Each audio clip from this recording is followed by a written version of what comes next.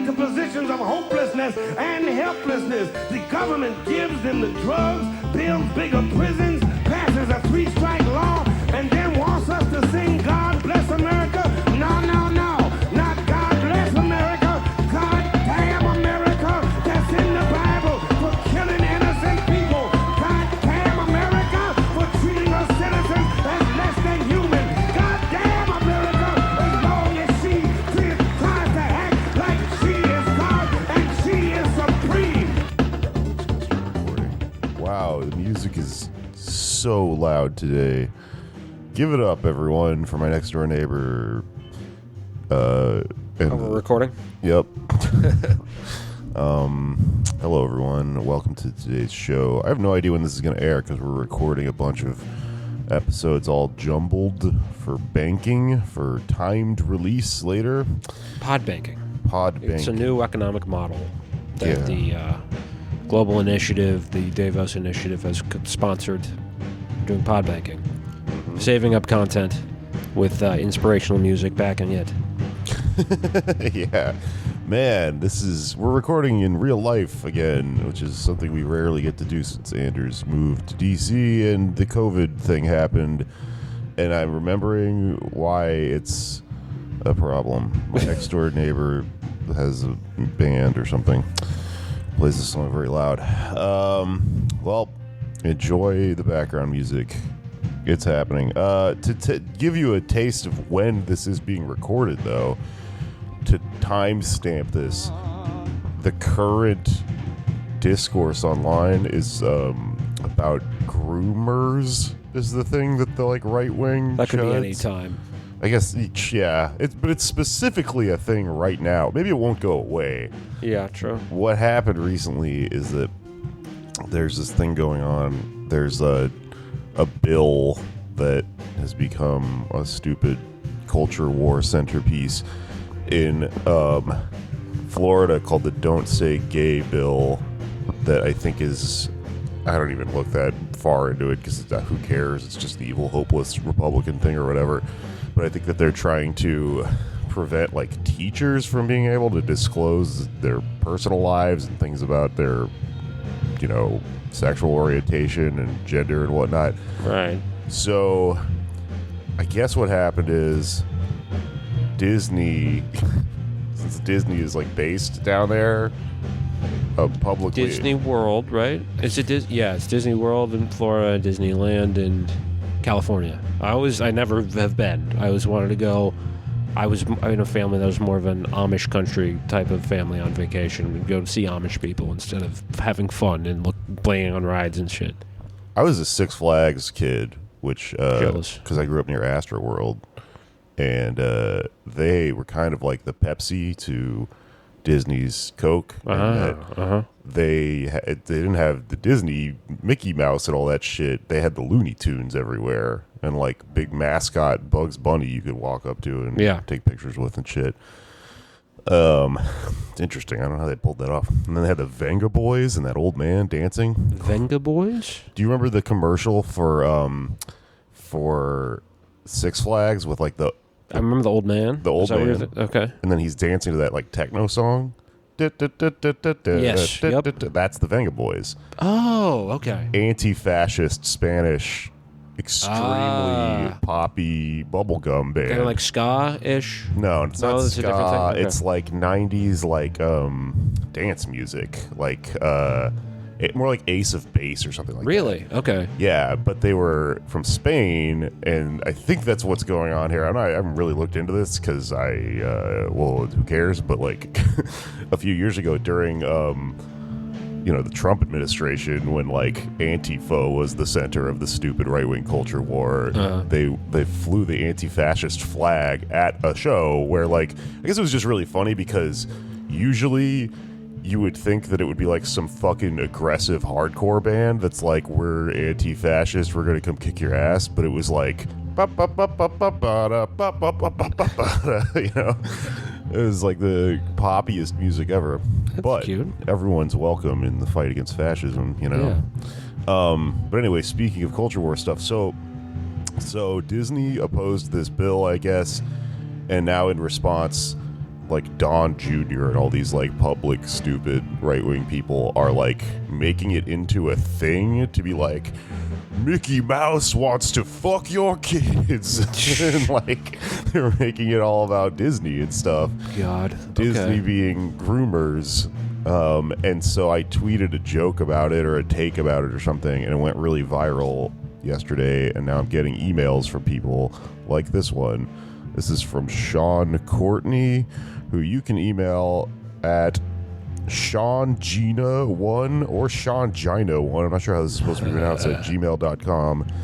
ShawnGina1 at gmail.com. How'd they find your email? It's like on my website.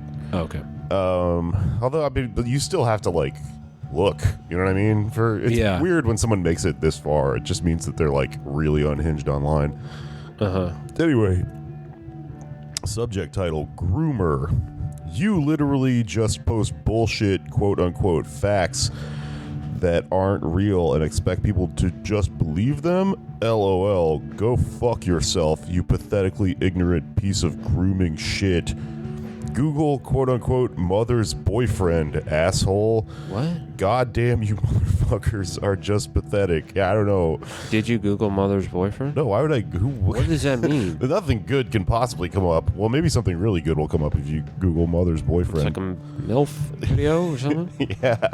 I don't know what he's trying to say. I think he's trying to say, because I was talking about how, like, right-wing, like, scaremongering in regards to, like, someone's gonna fuck your kids is, it always conveniently leaves out the fact that most of that statistically happens within the church and the family, both being, like, pillars of the right-wing, like, cultural identity, you know? Yeah. And I guess what he's saying is, like, it's not the family, it's not ever like a biological father, it's because, like, women, like, couples get divorced and then you have step parents is why, according to him.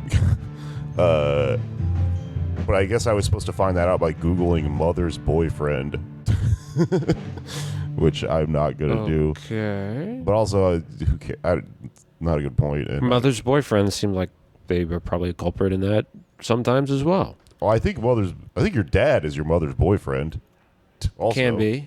Oh, is he saying that the mother? That's the breakdown of the family. If the mom steps out of the marriage, never mind. This is all stupid. He's saying that, like, molestation happens because of divorce, and that your biological father would never do that. Right. The family is sacred and all this. Sure. Holy shit! I just Googled mother's boyfriend, and there's like, oh man, there's all these romance novels with these awesome covers. Fabio? Yeah. My Mother's Boyfriend by Matthew Ramsey. A Ramsey Reed. These all seem like they're like what do you call it? Like softcore porn. Yeah, they're all about fucking your mom's boyfriend. Okay. Sure, that's happened as well. That happened on Desperate Housewives. Yeah, hell yeah. The what's her name? Marsha Cross, who plays I'm forgetting her name, but the character's name. But her son ends up hooking up with a guy she's dating who's a sex addict, and it's bad news because he coaxes him into just to fuck with his mom. It's actually kind of a mean thing to do to your mom. He coaxes this guy who has limited power over his libido, and he fucks his mom's boyfriend. So it was a dirty move. Damn. It's a great show, I gotta say. Yeah, I know. I'm glad this guy recommended it to us. But, Disney, we were talking a little bit before the show, like Pocahontas, I rewatched that and was reading a bit. Apparently the real story, which, it's a myth, doesn't have to be completely accurate. But in the real story, John Smith, who some people say was not involved with Pocahontas, that he would have been much, much older when she would have been a child. you know. And if you think about it, there's a lot of Disney movies where that's probably the case, right? Because Like they're like retellings of old-timey myths. Yeah. Where that was just way more normalized. right. Beauty and the Beast. I don't know what but So in Disney the is movies actually they always anti-fucking kids because they're redoing the Right. stories into making them age-appropriate. yeah. Maybe, Yeah. maybe not. I don't know. I don't know if Disney is necessarily good just because Republicans are mad at it. I mean, it's. I have, you know, I would think the left should be having issues with Disney too. Remember that Bernie, one of his best tweets was like about, you know, mascots at Disney or the people who walk around in the bobbleheads, and he was like, "This is not what Donald Duck is all about," Oh, or yeah. something like that. Yeah, I remember that. Well, this is one of those weird ones. This is kind of like J.K. Rowling or something, where I'm like, why are you guys mad at Disney? Disney is like more responsible for upholding like patriarchal family values Yeah. and shit than probably any other institution in, you know, at least in like art or whatever. Right. Yeah, it's funny how Rowling has now become like a touchstone, because when Harry Potter first came out, I vaguely remember this.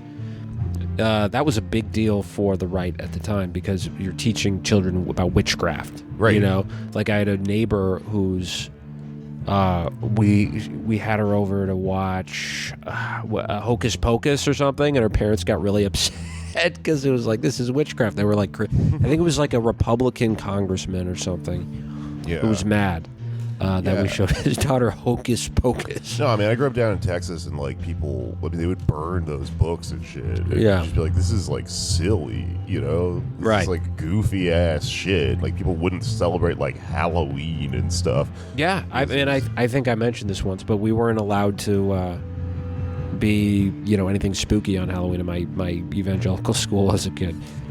Okay, you had to be like a cowboy, and that was it. And once I was a girl, and it was fine. Oddly enough. Well, maybe that's the loophole here. Yeah. If you're in Florida, and you are trans and you are a teacher, you plead the Halloween amendment. If the cops come after you or anyone says anything, you just say it's Halloween. Right. And that's also kind of a contradiction, too, because there's some laws in the UK, I don't know if this passed or not, but it was big controversy over it for if you were having sex with someone, they're required by law. This law would have done that. It may or may not have passed. They were required to disclose their sex assignment at birth. So if you...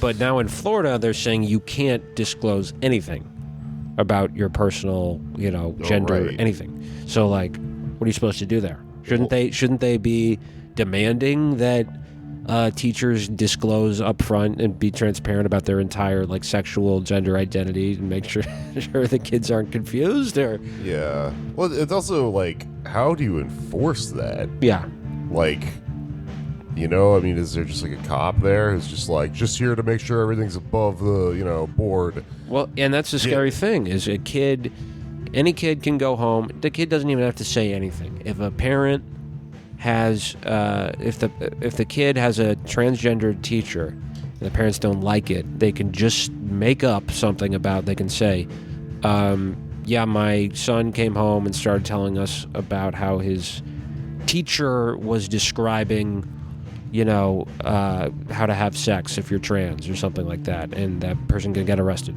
There doesn't have to be any. It sounds like there doesn't have to be any like evidence or anything like that. I mean, well, the evidence would be the child's testimony, which can be coaxed from either direction. Yeah, you know, kids love. I mean, if you know anything about like the Satanic Panic stuff in the Yeah. 90s, I think just, you know, get like coaxed children into saying like, "Did you see Damien Eccles eat a goat? You did, right? I'll give you video games if you did." Yeah. And then they said it because you're a kid and you want a video game or whatever. What I was talking about was the law about fucking. Like, is there going to be a cop there? Like, Oh, yeah. because like there's all these crazy laws like that in the South. Like there's like I think it's still illegal, like technically sodomy in Texas. Just any, That still hasn't been any repealed. sex that isn't for procreation. Jesus. And it might have been repealed, but it was like I think recently it was still a law, but there's also like a number of dildos you can own. There's like a maximum before you're like technically like a dealer or something. Yeah. And then you're like unlicensed. So you can imagine your Texas sheriff busting down your door, you know, and going like, just here to make sure everything's above board. You got a license for this? I don't know. But anyway, I don't know if I ever introed the show. Hi, Pod Damn America, Jake and Anders. Anders Lee here. What are we talking about today, Anders? Well, you need to derail us by talking about. No, this is we can segue. Speaking of religion and religious fundamentalism, we are now Christian fundamentalism specifically, which is a rationalization for all sorts of bigotries and oppressions over the world. We are now in April 2022. We are at the 10-year mark since Kony 2012 took off, swept the nation and the world in 2012. So what I want to do today is, in a some might say a strange way, do a sort of analysis on American pathologies towards Africa. This is not going to be a like geopolitical analysis of actually existing African, stuff and situations. We probably should do that at some point, but I do want to sort of use this as an opportunity to analyze the way Americans view Africa and the problems in Africa that people don't understand. And of course, Kony 2012 is very, very much a right-wing Christian operation, right? But at the time, it was not, perceived that way so much, at least at the beginning. But I don't know if we should go in chronological order because I wanted to start this in the early 90s. But I guess why don't we just start? What do you remember about Kony 2012? Were you a supporter? No, I remember the video going really viral, and I remember being confused by it and going, why is this a thing? I feel like since this was 10 years ago, this was like pre-virality being extremely common and normal. It was like confusing kind of that this happened, and I remember just being kind of suspicious of this guy. It's like this video where this white guy is telling you about his shitty son for some reason. That always happens in these videos. I don't know why. It's like a guy, and then he's like, "This is my son," and you're just like, "What does he have to do with this?" And it reminded me of kind of suspiciously of just like, I don't know, like almost this like 80s era like activism about Africa. We are the world. Yeah, like shit like that. And I was just like, what is going on here? Is this person trying to guilt me into giving them money? I don't know. It's 10 years ago. I probably knew a little bit less about like weird international politics and stuff. So like, I don't really remember if I even thought, oh, this is part of some other greater political thing. I just thought this guy was a grifter. Right. Yeah, so I at the time, and somewhat still, although I guess I've switched platforms, at the time I was a Facebook contrarian, and this was like gold, for someone, a 20-year-old, as I was at the time.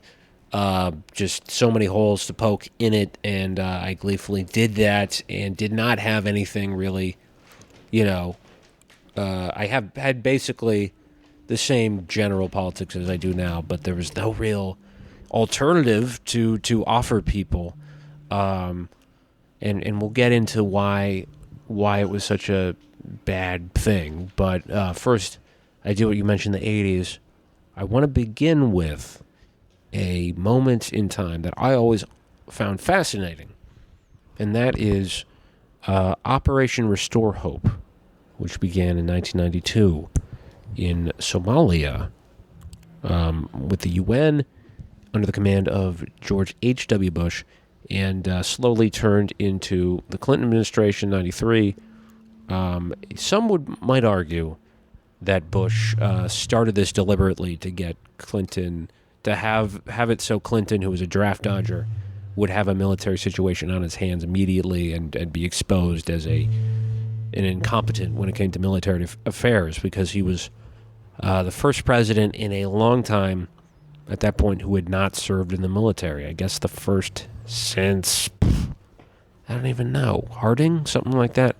But anyway, there's a famine going on in Somalia, and it was somewhat, this gets left out. There was the region was having problems with food shortages overall, but specifically in Somalia, there was a famine induced by tribal warfare or clan warfare. They were, preventing different people from getting food, bad thing. So Bush decided to commit troops, and then, over the course of about a year, it turns from Operation to Restore Hope to another name that I think our fans will appreciate, Operation Gothic Serpent. What? That's so cool. Yeah, that was the name when Clinton decided to commit more troops. Why did he call it that? I don't know. I don't know who makes up these names in the U.S. Fuck. It fucking sounds awesome, though. Yeah, I know. I want to get a tattoo of Operation Gothic Serpent. I think it was probably they were like, let's call it black, because they're black people. Right. Oh, we can't say that. How about Gothic Serpent? I can see that. Yeah. But so I've always been, as long as I can remember, fascinated by sort of like obscure American military operations and conflicts, and the wars you don't hear about as much, Spanish-American War and World War I, and that's, as I've said ad nauseum on Hardcore Andersley episodes, that's I think what helped form my political views, because if you look at the vast majority of military conflicts that the U.S. has been involved in, there's no justification for them. And this is, I wouldn't quite say the exception to the rule, but it's kind of close, because it's, post-Cold War, we don't have a Soviet Union anymore, and the justification for this is UN-supported, is a relief. It's a humanitarian mission, which hadn't really happened that I can think of ever in American history. We sent troops over there, and they were actually greeted with enthusiastically by a lot of Somali people. They were there to help distribute food, and so there's this very brief blip in which it, in the eyes of Somalis, Americans were kind of heroes. Dare I say heroes? But that did not last very long. And this is something that gets left out of it too. As the military presence increases and they start turning it into a nation-building mission, because they decide, well, who's the enemy here? They're fighting each other. Okay, but who's the bad guy? We got to pick a side here, obviously. There's clans fighting. Mohammed Farah Adid, he's trying to rule the country, and it seems like his side is doing the most of the starvation. Why don't we make him public enemy number one? And that's what they did. Mm-hmm. They put the target on Adid's head.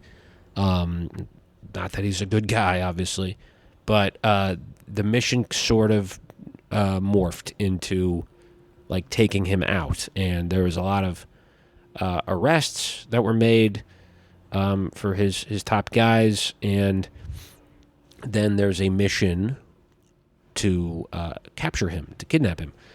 Not kidnap. Well, yeah, kind of kidnap, but to take him out. But what we forget is that a lot of these missions leading up to October 3rd, 1993, were pretty bad for regular Somali people. There was one in which the Habr Gider clan, which Mohammed Farah Adid led, was having a meeting about what to do. Do we get rid of Mohammed Farah Adid? Because this is not going well. Americans are breathing down our neck. Like, maybe let's try to think of a way out of this. There were poets there. There were artists. And then all of a sudden, just the ceiling explodes and they all are blown to smithereens. And a bunch of people around that block of that city are also hurt and killed because the U.S. just like blows them up. Because we don't know how to do humanitarian missions.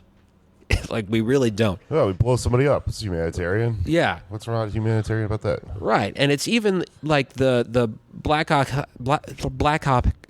I don't know why I can't say that, because it sounds like something else. When you say Black Hawk really quick, sounds like a gothic serpent, if you know what I mean. Yeah, there you go. But mother's boyfriend. Yeah. But those things are. That's why I'm here.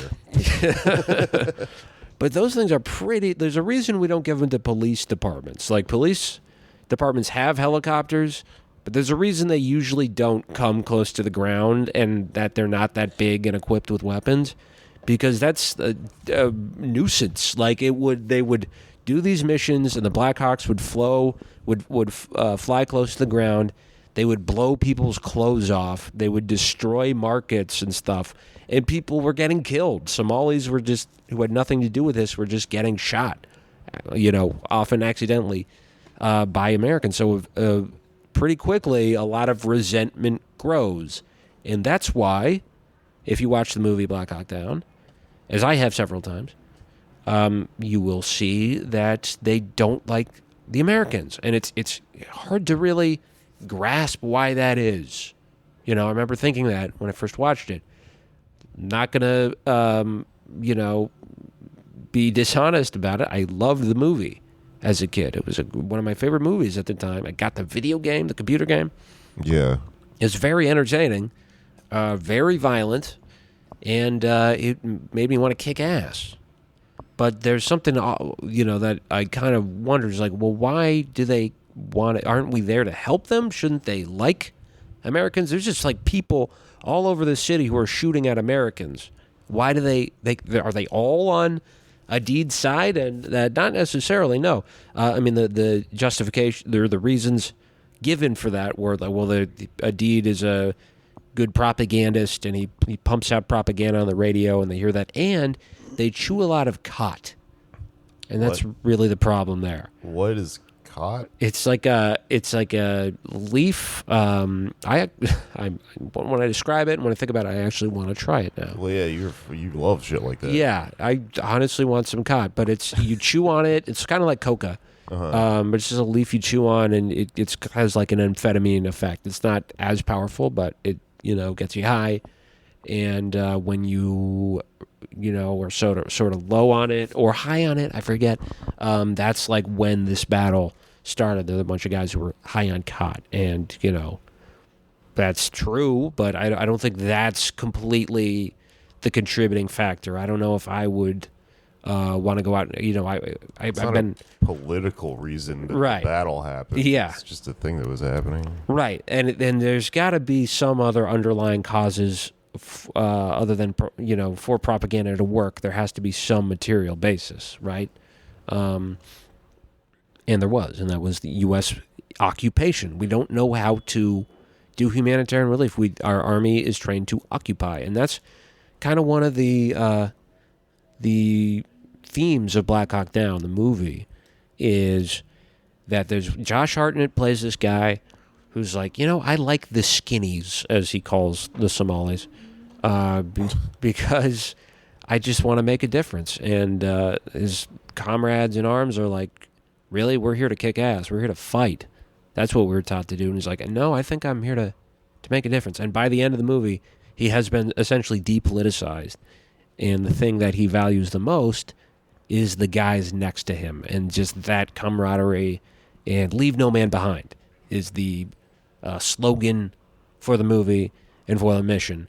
And people have written about how this is sort of similar to Saving Private Ryan, which came out a few years before, which the sense in which it kind of strips warfare from the political causes and focuses on the soldiers themselves just fighting because that's their mission and that's what they do is fighting. And Totally. Yeah. And that happens with war all the time. Yeah. The more glaringly, obviously wrong the like reasons for the war are happening, the more you just get like these like emotional appeals to little individualized stories about soldiers and stuff. This kind of reminds me of like something that happened when I was in like middle school. I remember there was this other student, this girl who was like white and kind of right-leaning in ways that I understand now looking backwards or whatever. But I mentioned something about the Vietnam War to her, and she got really angry, and she said, I will never forgive them for what they did to our boys. And I think about it all the time because I was like, what the fuck? Like, do you know what the Vietnam War was about? And she was just like, what they did to our... She started talking about how, soldiers got, like, tortured and stuff. I was like, yeah, but what about what it was about, Right. And then, anyway, the reason I'm telling the story is because I, like, looked her up on Facebook a few years ago. Oh, boy. Totally fucking MAGA, psycho, right-wing idiot, right? Of course. Yeah. Yeah, well, that's kind of the logical conclusion of this stuff because, so one of the characters in Black Hawk Down is Michael Durant, who's a helicopter pilot. Of course, the name of the movie, Black Hawk Down. 2 helicopters get shot down on that mission. There's actually one before that we don't hear about, before that particular mission. So he's captured, and he spends like over a week in captivity, and actually he's treated relatively well. Like definitely not at first. Like he was almost killed by a crowd, but then he's taken and held in captivity, and they try to be nice to him. Like they say that's a Somali tradition. We are nice to our captors, and they get him to say that killing innocent people is bad, which is he says he later regrets saying that. He should have just said, "Hey, I just do what I'm told." Michael Durant eventually is let out by Adid because the U.S. threatens, and after this mission goes to shit. I mean, they do capture most of the guys they're looking for, but the helicopters get shot down. It starts with a guy who is supposed to rope down, and he grips the rope wrong, so it just like plops on the ground and like breaks some bones and shit, and so that slows everything down.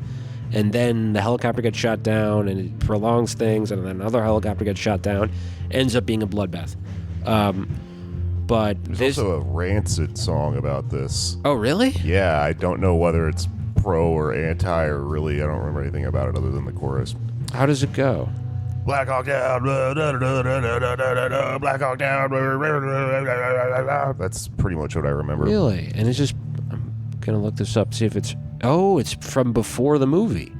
That's interesting. Yeah, it's about the thing. Oh, yeah, because that's what was interesting too. Is when this happened, there was outcry for about a week, and then we just kind of forgot about it. And the guy who wrote the book, Mark Bowden, he was like, he expected someone else to do the book, and they didn't. So he eventually, after a few years, he was like, fuck it, I guess I'm going to write this. And he wrote the book.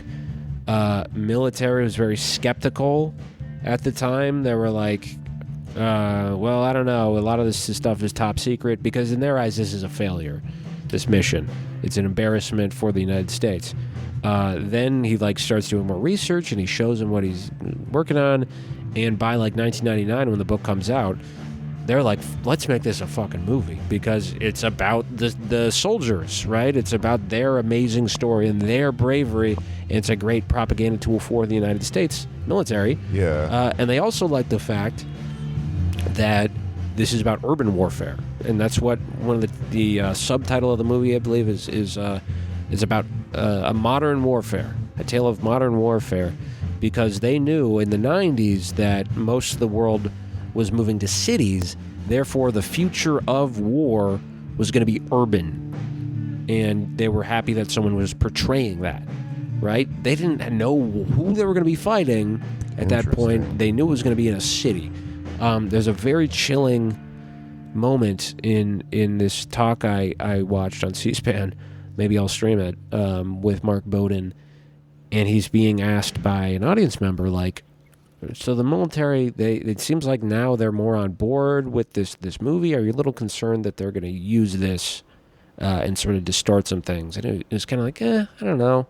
Maybe I'm just, trying to tell an accurate story. And then the questioner says, and this is in 1999, the questioner warns, well, you got to be careful there because, a lot of that stuff kind of happened in Vietnam when something would get turned into propaganda if the military was allowed to shape it. And what they did to our boys. Right, exactly. And Bowden just kind of laughed it off. And that's exactly what wound up happening. Black Hawk Down comes out in 2001, and it's one of those strange things that could not have happened at a more perfect time. But they did. I assume, maybe wrongly, they did not know 9/11 was going to happen when they started shooting the movie. But it's like, just the perfect moment for the War on Terror. You could not have asked for a better entree into it, because it was just about this obscure event that just demonstrates the power of American troops, and that's what you got to do, is support the troops, which was the justification for the war. Is like the mission doesn't matter at this point after the war's already started, right? You just got to support the troops, and speaking out against the war and demonstrating against it, that's insulting to them. It's crazy how the propaganda cycle has to go through phases, because you can't start off like, we need to go to war to support the troops, right? That sounds contradictory. Like, if you like the troops so much, why don't you not go to war? Right. You have to get people to support the beginning of the war, and then you sustain it with this crazy thing. But it's just, I don't know, it's absurd to look at right in the face, because you're like, but you sent them there. Why? Why don't you just not do this next time, Yeah, right. And that's why I think a brilliant slogan that I was too dumb to understand. And at the time, I was like, I don't get that. I don't know if it's a good slogan, but that's because I was an idiot kid. But this great slogan, support the troops, bring them home. Yeah. It was like, what? So you are supposed... But no, next time there's a war, that's a good slogan to use. There was an old Bill Hicks joke where he goes, I'm for the war and against the troops. Yeah. That always made me laugh. Yeah. About the Gulf War, yeah. Yeah. Man, but the other thing is, what was there's a third propaganda phase, which is, I forgot it. It'll come to me. But yeah, so the interesting thing, though, about Michael Durant, who gets sent back to America eventually, is now he is running for Senate in Alabama and is a hardcore MAGA guy. Mm-hmm. And he says he's 100% pro-Trump, and he believes in the America First agenda. He, is against the COVID mandates and 100% pro-life and all this stuff. And his whole campaign is sort of based off Black Hawk Down, basically. There's a helicopter in his campaign sign. It's like the state of Alabama is the A, and then he's just he's like Neil Brennan, how he's like, I was on Chappelle's show 20 years ago. Exactly. And it's weird because I watched an interview with him, and he says that he doesn't have PTSD anymore. And the reason for that is that he's talked about it so much. He did have PTSD. It's obviously a very traumatic situation. But having talked so much about it, it's almost like, and I kind of, not comparing myself to him. Well, I am comparing myself. I'm not equating myself. It's different. Yeah. But in this way, it's similar. Is doing a one-man show, it kind of makes you crazy because you're taking a part of your personality and amputating it and just rehashing it over and over and over again to where it's not even you anymore. It's just this other thing that. I just did an episode about this, about the video game Disco Elysium. Oh, right. About how I just read this book about PTSD, and Yeah. I mean, there's reasons I think this guy could be bullshitting because, like, clearly, but that actually makes sense. Yeah. Because the way that people that study PTSD have sort of, put together that it goes away in the sense that it stops, like, being painful and stuff, is putting things into, like, context. Because trauma, like, shatters everything into this, like, puzzle that, like, your memory can't consolidate into a story that has, like, a then, and a then. Yeah. And it may very well have done it. Makes sense. Yeah. Every combat veteran should have a movie made about them. And I mean, that's funny because, like, you see this with, we always joke on this show about how, like, politicians are so similar to comedians. And that they're, like, doing a lot of the same performance moves that we do and, like, the career grifts and shit like that. Yeah. But, like, I mean, that's also part of why people get into, like, these weird little boutique, like, political careers, is that it's like addictive on a personal level like that. Yeah. And it is doing stuff like this. Yeah, absolutely. It has psychological effects that are hard to... Yeah. So, after the mission, I should say, Clinton decides to pull the troops out of Somalia, and the response is really interesting, and this is because this is such a strange sort of example of American foreign policy, because there's no clear national interest. But Republicans are mad at him, one, for pulling the troops out, but two, for starting the conflict in the first place. Like, they're mad at him for two contradictory things, because they're like, well, if you're going to bring the troops out that easily, then we shouldn't have gone in the first place, and you should have known that. But then they're also like, the fact that you pulled them out makes us look weak. And some people say this set the stage for 9/11 because bin Laden saw that the U.S. would cut and run. Which, if that's true, he is an idiot for thinking that, like, in this one place that did not matter to, American economic interests or anything whatsoever, that we were like, fuck it, this isn't worth it, does not mean that we're not going to go balls to the wall if you, like, actually, attack us domestically. So, yeah, it's an interesting sort of thing, and there's the imagery of American soldiers being dragged through the streets, and it's, like, shocking for a lot of Americans. But a lot of this sort of gets subsumed by 6 months later, the Rwandan genocide, which the takeaway from that is, well, Somalia left a bad impression that we are supposed to not intervene in this part of the world, and really we should, and if we had, then that would have gone better.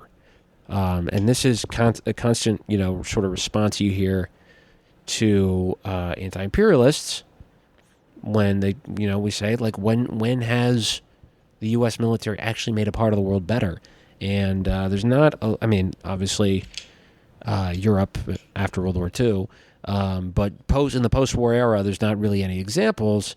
So the one example they do point to is the one that didn't happen, which theoretically would have gone better. Obviously, I don't know about anyone else. I don't know about you. I'm very anti-Rwandan genocide. I think it was a bad thing. Everyone post your most cancelable Rwanda genocide takes. I'll go first. What is? I think it's great. Oh, damn. Okay. I mean, we wouldn't have had Hotel Rwanda, that great film, without it. So I was curious about this, so I emailed the man himself, Noam Chomsky, because I'm sure he's been pinged about this before. He's like strong bad. He loves answering emails. Yeah, he does, but usually, and I email him fairly frequently, and usually I get at best a 2-sentence response. Often it's just a couple words, but this one he actually wrote out 1, 2, 3 paragraphs, which for him is, and I'm not, obviously he's a voluminous writer, but he's responding to thousands of people who are asking him questions and stuff. And I could tell he really is aggravated by this question, because he says that a few things are overlooked, and I don't know if he means my question or just the issue in general. So there were Hutu Tutsi atrocities that were going on in the 70s, mostly in Burundi, but it was part of the same conflict. He wrote about them with Edward Herman, who co-authored Manufacturing Consent, in a book called Political Economy of Human Rights, and he says no one cared. That is the point, the first point with this conflict, that nonviolent intervention could have been taken to head it off. Then there was the 80s and IMF structural adjustment programs, like tore Rwandan society to shreds, and throughout much of the world, it really incited ethnic conflict. And there were anthropologists who wrote about this at the time, who warned, like, we got to do something about this. And again, Noam Chomsky says no one cared. Then there was Kagame's murderous invasion from Uganda of Rwanda. No one cared about that. There was a peace agreement, Arusha peace agreement. It got no support and collapsed. And that collapse eventually led to the Rwandan genocide, which could have been prevented. That's what's important, is that the U.S. didn't use diplomacy to prevent it from happening in the first place. Now, a liberal would call this whataboutism, right? Because the question that was posed to Bill Clinton was, after this disaster in Somalia, are we going to commit U.S. troops to stop a massacre? And Chomsky's basic response is like, he didn't say this literally, but it's kind of like asking, should Anders Lee, play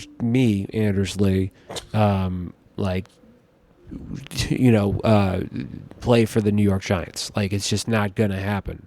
There's no way, like, it's just a constitutional, not literally constitutional, but just part of America's makeup that we don't intervene for humanitarian reasons. He says, where has it happened? Do we intervene now in Yemen, where the death toll is in the hundreds of thousands, millions facing starvation? Yes, we do, to enable Saudi Arabia to help magnify the crimes. And he ended the email by saying, suppose by some miracle the U.S. had adopted some humanitarian concern for the first time and had tried to intervene in Rwanda when it was far too late. Hard to guess what would have happened. So, fair, but still kind of a non-answer, honestly, Noam. But I think that you could have played for the New York Giants at some point. If you worked hard enough. Yeah. I've seen you run around and bounce on that huge inflatable ball I used to have here. I mean, they did have a fat guy as quarterback for a few years, as a backup quarterback. Really, Jared Lorenzen, he died, but he was like a fat quarterback who everybody loved. That's crazy. Very cool. But that is obviously the right way to approach it, but it's still my counterfactual mind is like, okay, but what would have happened? And probably nothing good, if we're being honest. Like, we'd like to think they could make another movie about it. But that they probably would have tried a nation build, and that wouldn't have gone well, right? Yeah. You would have created more insurgency, more genocide. Like, historically, if I'm a gambling man, not good stuff would happen. Yeah. If that happened. Right. But that still, is used as a propaganda point. And have you ever seen the movie Tears of the Sun? No. So that's this Bruce Willis movie in 2003. I think it was kind of inspired by Black Hawk Down. They were like, we got to make another one of these about West Africa instead of East Africa.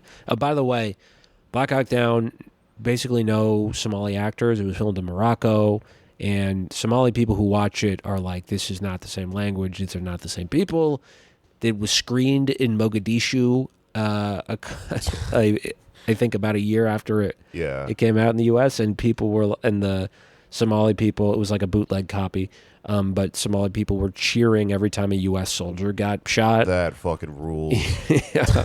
It's like when comedians watch that movie Punchline and we're like, why do they have lockers in the back of the comedy club? Didn't they do any research? God. That's not what this looks like. I'm a strip club. Come on. Yeah, but we're... No, it's not a strip club, I mean. Oh. But what was I? Oh yeah, I think honestly the best way to solve this would, and I've said this, we should produce a remake of Black Hawk Down from the Somali point of view, but just to troll Michael Durant. But there's like no way anyone would finance that. That would be totally insane for that to happen. Oh, I'm going to email Means TV after this. Oh shit, yeah. Give them $1 billion, because yeah.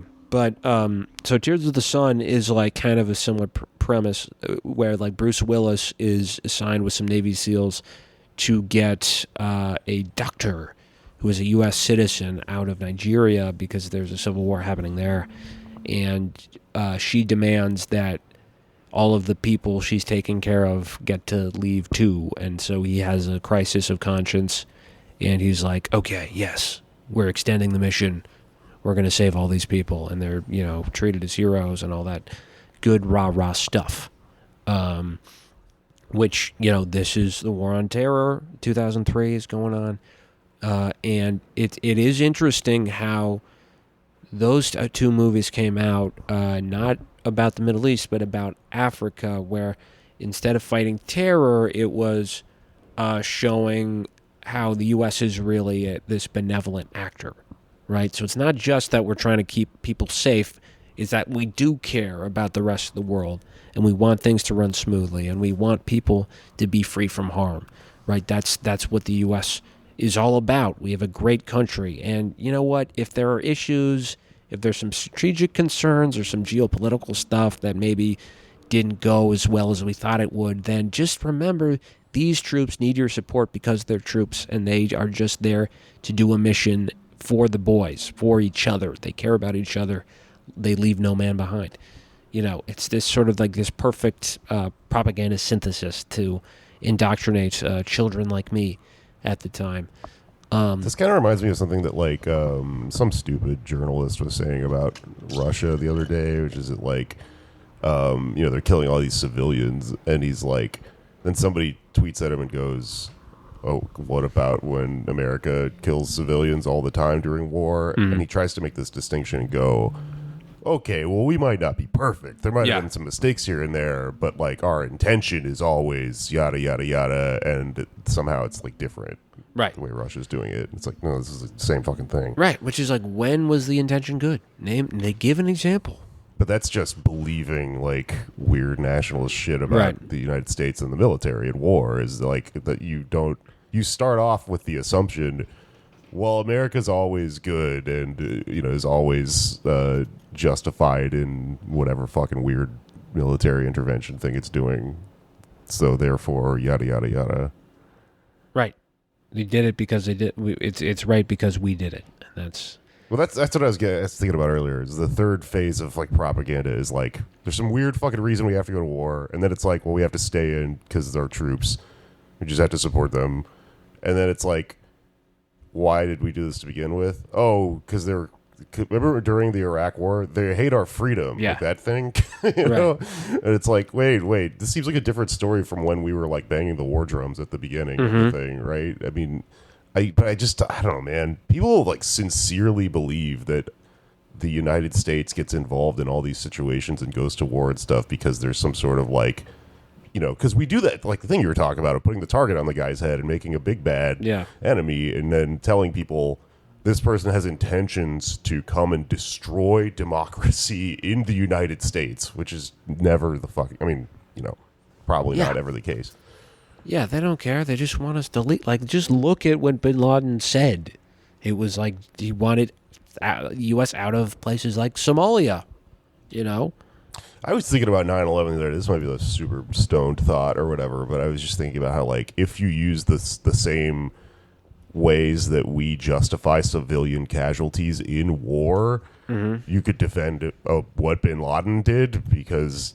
to him, he was still at war, I guess, from his point of view. Obviously, don't cut this out of the podcast and try to decontextualize it. I think what he did was bad, but but it's like hypocritical almost to then look at all of this shit that the United States does and go, this is unlike this, you know? Right. What a imperialist would say is like, oh, but he's not a sovereign state, and that what like Tulsi would say is like that's what war is between sovereign states, and if you're not a sovereign state, if you're just an organization, everything's fair game, right? You're not allowed to do anything to us, but whatever we do to you is totally above board. There's no rules that apply. But so it's interesting with all this in mind that Kony 2012 happens. I was going to ask. Okay. What does this have to do with Kony 2012? Loose thesis. However, the main point, the main goal of Kony 2012 was to have another Black Hawk Down in Uganda. Basically, it was basically the movie Tears of the Sun. They wanted to do that in a way, or no, more closer to Black Hawk Down because they wanted to extract this one guy. Right? There was there were child soldiers on both sides, which they did not mention the invisible children, the group, but and it's a long crazy story, but basically like this Christian fundamentalist guy. Jason Russell goes to Uganda after college. He wants to be a filmmaker. He is this very specific type, which I think there are a lot of these guys in the Midwest where I went to high school with. Not the majority of my classmates, but like I went to an arts high school in Minnesota, and there are a lot of this very specific type, and this was big in like the 2000s, the aughts. Like a good-looking performer who's also an evangelical Christian and is right wing and reactionary, but really downplays it. You know, they love Africa. They love missionary work. That's what they care about is other people. Jason Russell even said in an interview once that you don't, if you're a fundamentalist Christian, you don't lead with that stuff, the right-wing anti-abortion stuff. You do what Jesus did, which is you look people in the eye and you say, I want to be your friend. Yeah. And that's how he had this like sort of hypnotic effect on people. But he, through his like weird mind, decided that he was the one to take out Joseph Kony, who was a warlord in not just Uganda, but you know that sort of I guess sub-Saharan Africa or like South Sudan was it? He ended up, I think he was in Sudan at one point, but Uganda's sort of like in the east, but it kind of slopes up a little bit. Anyway, Uganda be kidding me. So he goes to Uganda and like he tells this story about how he was driving and the car in front of him was like blown off the road or something like that, and turns out that it actually wasn't at the same time. It's just like a car that happened to be on that road later in the day. But he's inspired to do something about this situation where there are child soldiers. It's bad. There's warfare going on, and instead of looking broadly at how would this be solved from a geopolitical perspective, what diplomatic solutions could be used, what can I do as an American to sort of try to get my government to stop helping create these situations? Not that everything redounds to the United States, but he decides that Joseph Kony is an evil man. He needs to be brought before the International Criminal Court.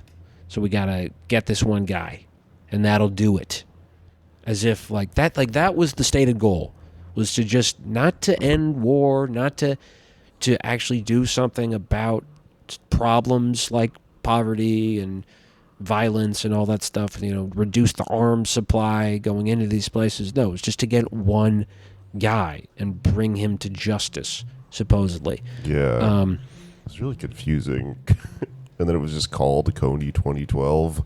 Right, because it was a presidential year, and they were like, we want to make Joseph Kony the most famous man on earth. Oh, right. And that was based on a George Clooney quote in which he said, you know, I'm really famous too, but you know who I think should be famous is all these warlords that I'm trying to stop in Sudan. Thank you, George Clooney. Yeah.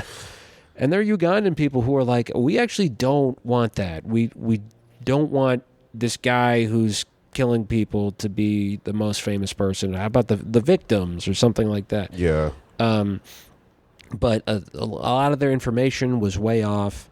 As I mentioned, they did not include the fact that the Ugandan government, who they were sort of supporting, had also used child soldiers. And, you know, the size of Kony's army was ridiculously smaller than they let on.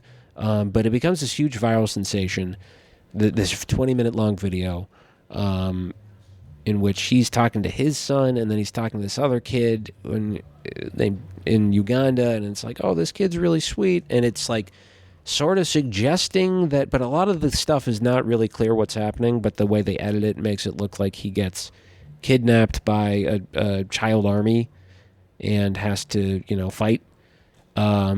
Maybe that happened, I don't know, but it's, you know, posting about it's not really going to do anything. And that's what the goal of this was to get millions of people on 4/20, 2012. Was it really? Yeah. Was that intentional? I don't know, man. Because I mean, there's like some tinge of humor to this, in that like Kony 2012 during a presidential year does kind of sound like he's running for president and stuff. But this also, because this is like a fundamentalist Christian dork, this all has to be like hilarious coincidences, right?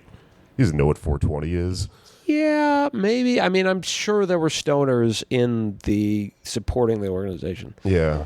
But a lot of them. The goal was on 420. It was called like Cover the Night or something. They want to put posters all over like every building everywhere in America, and like a lot of people replied on Facebook that they were attending, and then like a small fraction showed up.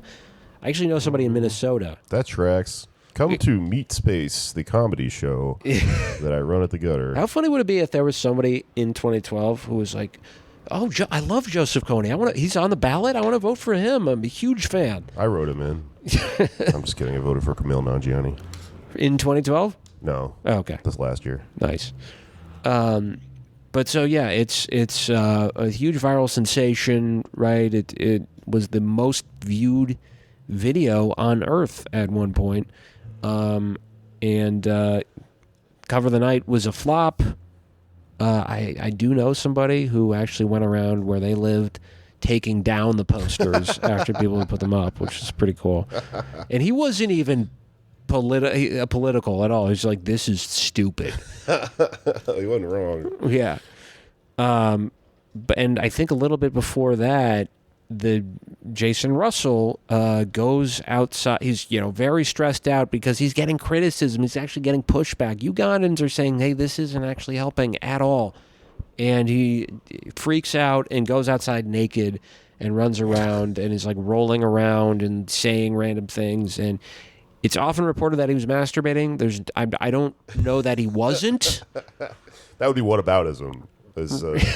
Right. Just arguing that he was masturbating when there's no evidence. Yeah. Yeah. Okay. I remember this happening. Why? Do you know what happened? Did he have a mental break with reality or something? He had a mental breakdown. He talked about it with Oprah later, and he just like he just, all the stress compounded, and he apparently wasn't on any drugs or anything. He just lost it. That's crazy. Yeah, but so after 420, this whole thing kind of petered out. But there's still, you know, parts of it that are active. I believe Invisible Children is still a thing, and they've tried to get the U.S. to intervene in Congo.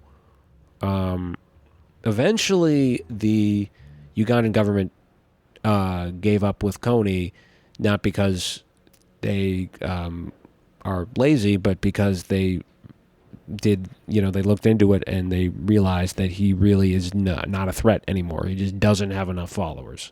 He's just some guy. Yeah. He's like the Riddler. He's got 500 followers. Yeah. So they're spreading this rumor now that this rebel group in the Congo is trying to start a caliphate, and it's like very Islamophobic, and that's really what it comes down to is this is a religious thing. It's just so. I guess if in sort of summation, if you will, you have this, you have Tom's shoes, which are, I think, of fucking blight on the planet. Like, this is, most of the shoes are shitty, and it's also just, from an economic perspective, really bad. Obviously, this sounds a bit odd for an anti-capitalist to say, but, like, if you are trying to develop an economy, it's not great to just throw a bunch of free stuff into it. Yeah. Somebody makes shoes for a living. It's not great for them. Yeah, there's a guy who makes shoes in Africa who's like, what the fuck, dude? Yeah. And it's also I have this friend from Zimbabwe who's telling me about Tom's shoes being very pernicious, but also just in general, Americans just sending our excess clothing and goods to Africa, just dumping it, is really bad. We treat it basically as a trash can, and it's like a trash can that you feel good. It's like recycling, I guess. You feel good by throwing something out. Yeah. But he said that in a lot of places you can't even go to the beach because it's just covered in stacks of just clothes that no one wants or uses because, we assume that people in Africa are just constantly desperate for clothing. Yeah, that is crazy. Yeah, but we send all those like losing Super Bowl fucking merch and shit there, like Hillary 2016 sweaters and shit.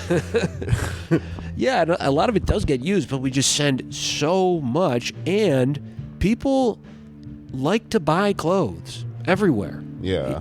People in Africa still want to buy stuff from stores. Of course, I like getting free stuff. Everyone likes getting free stuff, but if it's just coming from some random place you don't know and like you don't get to pick it out or whatever, and it's bad. And the fact that like our three like attempts to solve Africa, if you will, or like help it, have been capitalism with not just Tom's shoes, but all these NGOs and the microloans and all this stuff, just like shoving that down their throat, and the IMF stuff, and it's all justified for humanitarian reasons.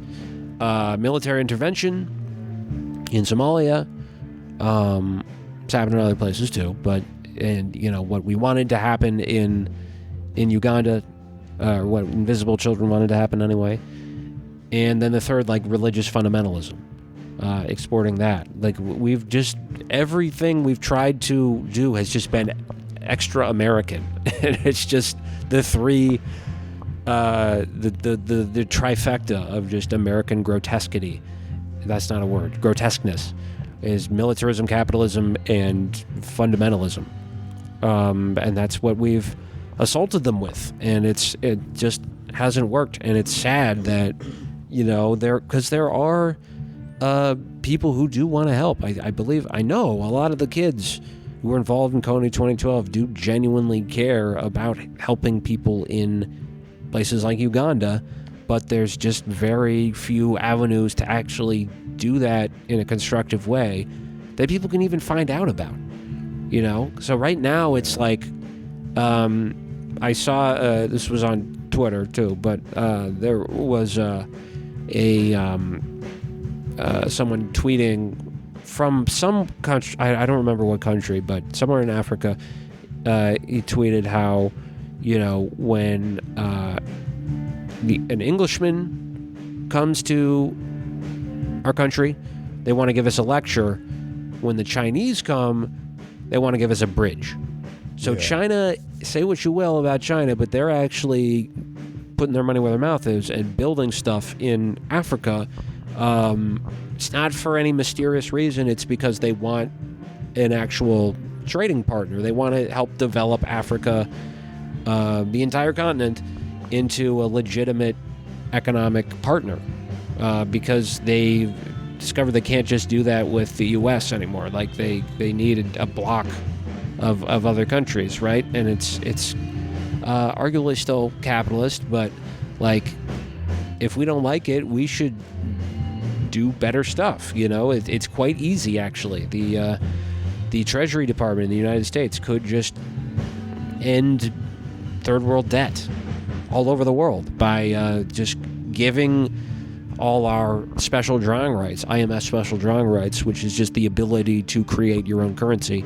We have a bunch of them that we don't use. If we just gave those to African countries, we could let them completely erase their debt and pay for things like infrastructure on their own and healthcare and end poverty and hunger. Like this could so easily be fixed.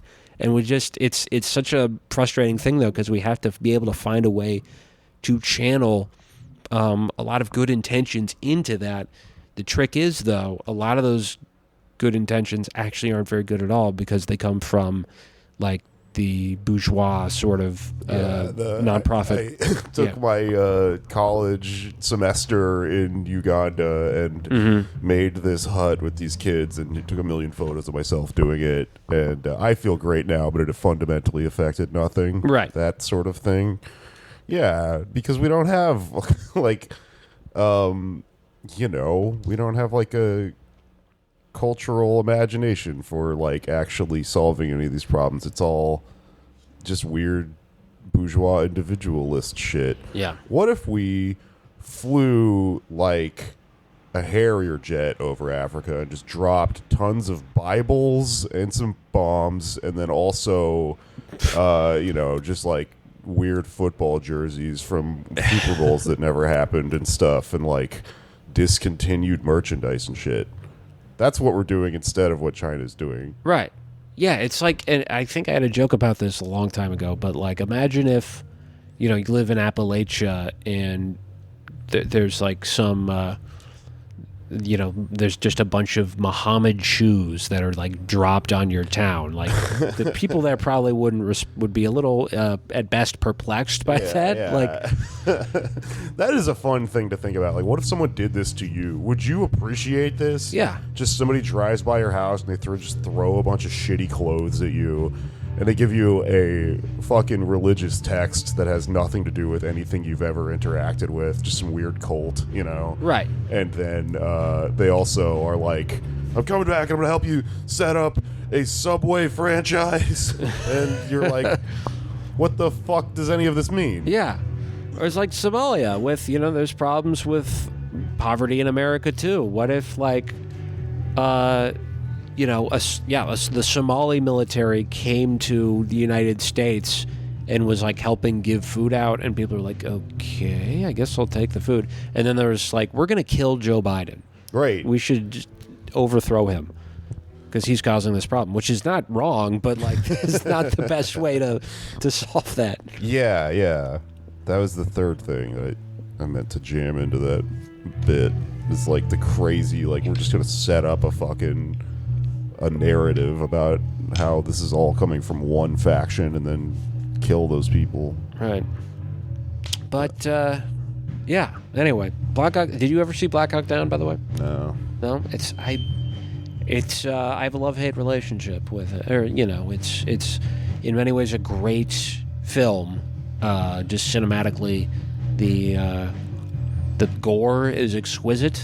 This was around the time we're talking about too. How war movies became about like the soldiers and just fighting for fighting's sake and being brothers in arms, and the fucking like gore was just way more graphic than it had been in the past, and that started like late 90s, early 2000s. Cool. I believe it. Maybe I'll watch it. I mean, there are so many movies. Almost every movie is like this, where it's like kind of wrong in what it's saying and it's individualizing and stuff in order to get around that, and yet hella entertaining, which is why I am such a I have a philosophy of complete nihilism when it comes to art, because like we don't live in a world where there is like a dearth of art with like socialist messaging in it.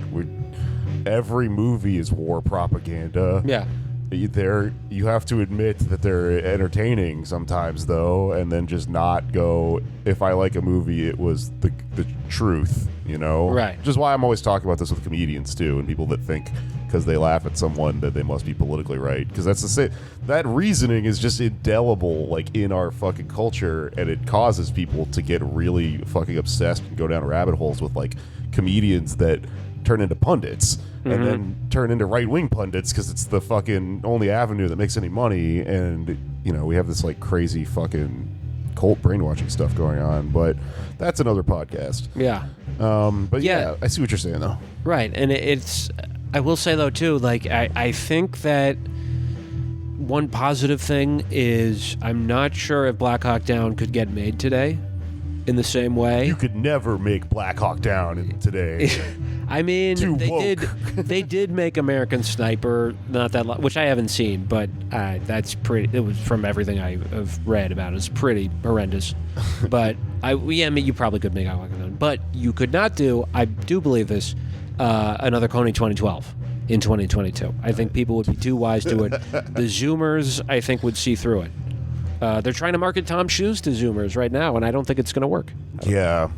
I mean, there's also just the fact that everyone remembers Kony 2012, so there's a reference point for this. And like I was saying at the top of the show, you know, my experience with it was the first time that this sort of thing had, like, manifested itself in the form of a viral internet campaign like that. And I kind of didn't know what to do with it then. Now, though, I could smell that bullshit, I think, a mile away, you know? Right. It's, a white guy making conflict in Africa about him, and his solution is to take out one guy. Like, that's not going to do anything. This is just crazy. Yeah. He just, I don't know, that guy just kind of reminds me of, like, whenever I think about stuff like that, I'm like, you can't just make up your own politics. Like, you can't just come up with, like, I'm going to intervene in history with this completely isolated thing that I just made up in my garage, this, like, new tactic, you know?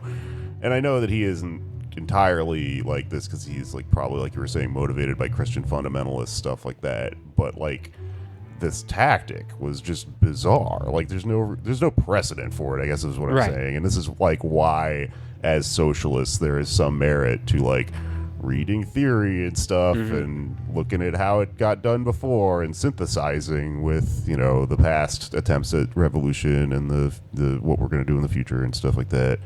But, like, it's just wackos to me. And this is a byproduct of living in, like, you know, the modern world and in America, where you're, like, purposely sort of kept from having any context for anything historically. Wackos always just have this thing where they're like, I stayed up all night and I figured out how to do politics by myself. Yeah. You know? Right. And it's, like, so funny to see it in action. It ends with you rolling around the ground naked, losing your fucking mind. There you go. Yeah. Oh, funny last note, especially when we began with the groomer thing.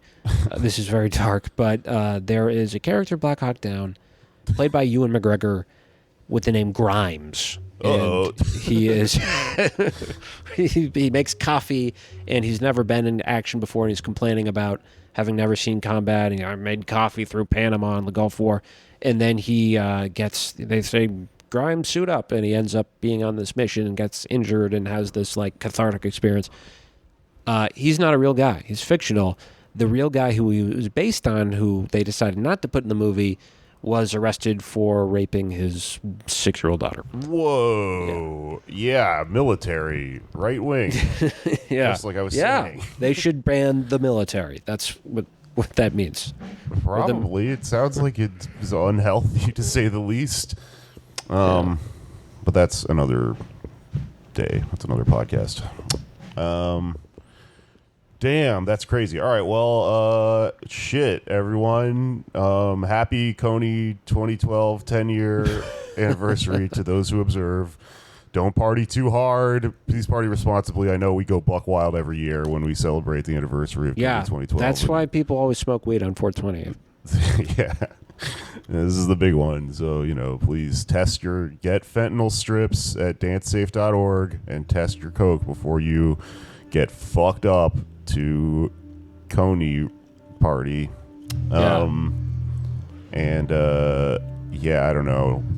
If you are a billionaire and you're listening, let's make the Black Hawk Down remake with from the Somali POV. Oh yeah, it's like Cloverfield or something.